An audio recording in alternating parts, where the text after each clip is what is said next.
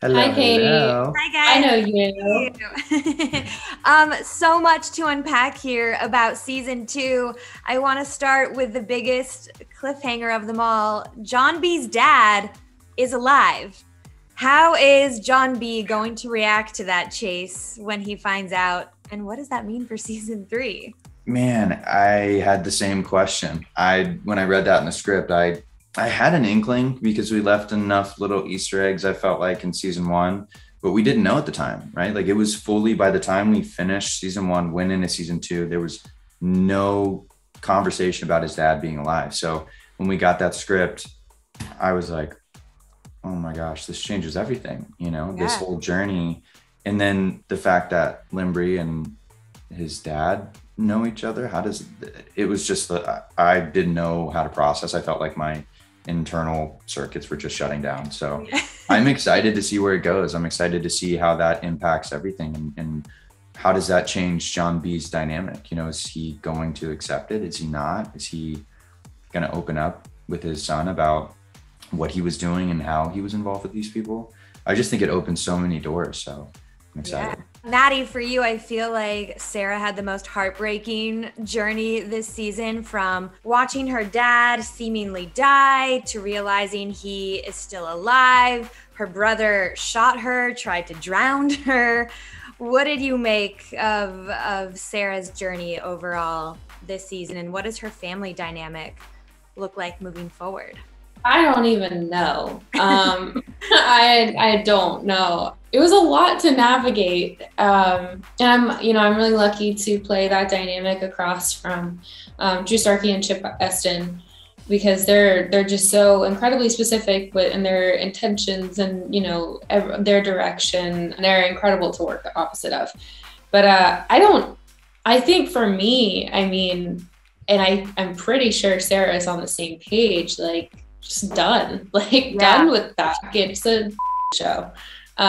So I feel like at this point, it's for her, it's no brainer that home is the people around her, and that's the Pogues. And so I'd really love to see her gain independence and complete independence in herself, and find home elsewhere. Speaking of home, John B and Sarah did get married. When are they going to start telling more people? I They think didn't really tell a lot of people, did they? It Yeah. was like they told the ex-boyfriend, and he didn't even tell the ex-girlfriend.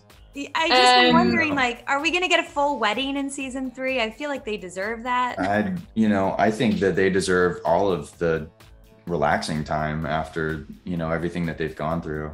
It was interesting. I mean, they made the comment, and then you're kind of like, oh wow, that just kind of flew over a lot of people's heads. But I think that's the John B and Sarah way a little bit. Yeah, Fly I by think the seat of so. their pants a I little feel like it'd be really fun in season three, if we get one, to see them actually start to truly get to know each other, Mhm. in a very real sense. They're married, but they actually kind of don't know a whole lot about each. I feel like that would be really fun. yeah. And What they've do you like obviously on your been through a lot cheeseburger type of together, but conversations? right, or just I feel like if, Sarah tries to, in a total Rachel Green moment, Sarah tries to bake a cake and puts peas and beef in it, and it's like, here babe, And he's big like, cake for you. Like, thank you. Ew.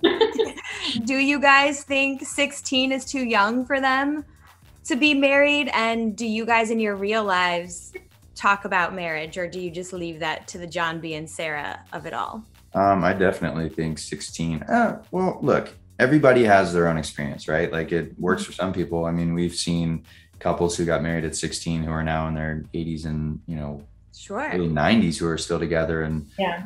wildly in love. So I don't think that the age should specifically define it. I think love is something that should move that needle. And Love yeah, I is mean, I love. think love is love. I think with John B and Sarah, Love is love. Yeah. they're going through it, right? Like this is just a crazy experience for them. Like they've gotten married, they've had everything that's happened in the Bahamas, and then everything after that. I think it'll be an interesting thing to move forward from, and I'm excited to see, kind of like what Matt said, what is it like when they finally get a second to get to know each other and really have the questions of. Yeah, I feel like that's a really endearing part about love. And I also think when you know, you know. I love that. That is true, though. When you know, you know. We did see a few hiccups for John B. and Sarah, especially when jealousy came into play. Who handles conflict better, John B. and Sarah, or Chase and Maddie? I put us in the column. I think we're better. Yeah, John B is such a little sourpuss. Like, he's always getting so pissed about the dumbest things. Like, it was such a harmless thing. Obviously, like, there's the, you know, toxic masculinity going on between Topper and John B in that moment, but it was like a simple act of kindness. And obviously Sarah doesn't deserve anything of what John B does in that moment. And, you know, he definitely needs to work on his attitude. I think me and John B need to have a talk. Yeah. We go back and just say, hey man, you need to stop being a jealous little boy. I don't know though. I feel like it was so, I mean, like sometimes I've had moments where I've been incredibly jealous and very petty, and it's over like nothing huge. And like, I feel like, I mean, even though he was being such a pill, I feel like sometimes that's incredibly real though. Like sometimes, you know, you just can't help it. I think it was less at Sarah, more at Topper. You know what I mean? Like, for sure, it was misplaced. Yeah, and that's what I mean with John B. Like, John B is always sort of misfiring. He's like, I'm going to aim right here, and then I'm going to accidentally shoot all the way to the right and just get it completely miscomputed. So funny. Everyone does think that the Pogues are missing. Carla Lambrey is still out there. Are they going to Barbados in season 3? Have you heard about what's next for them?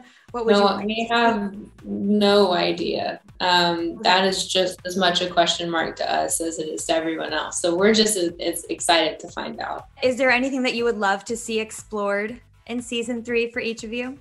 Chase?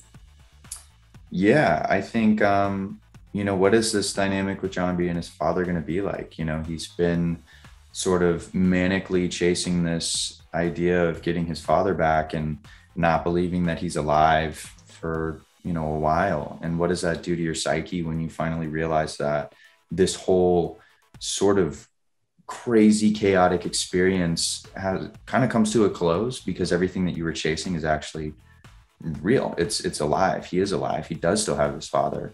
And then I also think, you know, how do you adjust back to normalcy? I mean, these kids have gone through so much. They've seen things that most people don't see in their single lives, let alone in, you know, a 2-week span or whatever the timeline is now.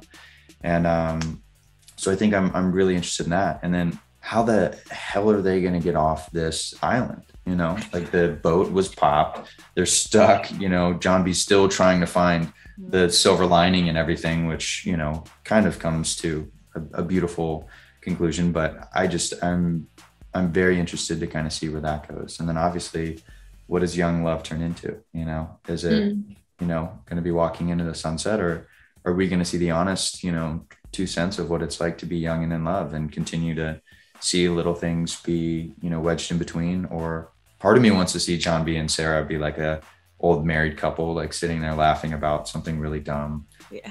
TV trays, watching a movie. I know. It's like, oh, let's go watch some interviews today. Yeah. What's the latest TV show that we should watch there, Kim? Entertainment Tonight, always. Yeah.